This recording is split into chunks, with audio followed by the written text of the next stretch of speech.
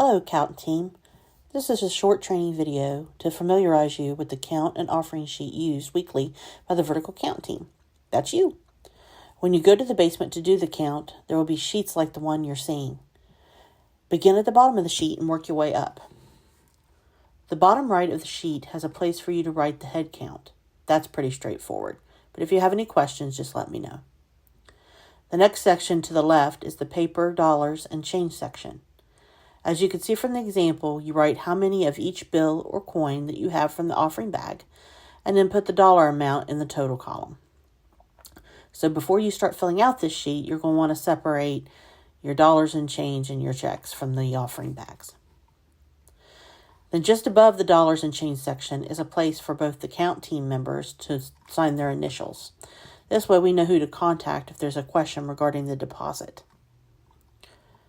As you continue up the page, you'll see the place to list each check that you receive. Also, you can list any money that you receive from envelopes for fundraisers in the same area.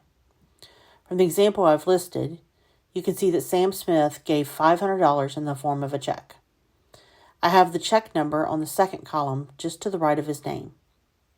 Then I've listed the total amount of the check in the total checks column. If no designation is made for the money on the memo line of the check, or there was no envelope the check was put in, or the cash, you can assume that the money should be designated as general funds. Sam's check, he put down that he wanted to split it between general funds and money for teen camp. So under general, we would put $250, and then under designated, we would also write $250. There's a note column directly to the right where you can say what the designated funds were for. And here you can see I wrote down that it was for camp. In the same section, there's a line for anonymous cash that was received through the offering bag or funds that you could have collected from the coffee bar or the bookstore. You can write cash as many times as you need and designate different funds if needed, if all the funds from cash aren't going into the general fund or to the same account. After all the sections are completed, you want to fill out the top section of the paper. This information should match the amounts of the totals below and what you'll write on your deposit ticket. Don't forget to put the service date as the date of the collection and the service time. When you've completely filled out the form, take a picture of it and text it to me.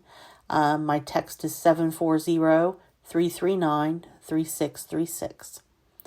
I will put the data into the computer system. And after you've taken a picture of the form, please place the filled out form in the safe with deposit booklet.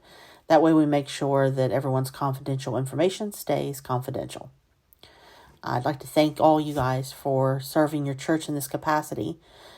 You know that the Count Team has a very important and confidential position at Vertical. And though you don't hear it very often, you are needed and appreciated. Thanks, guys, and please let me know if you have any questions.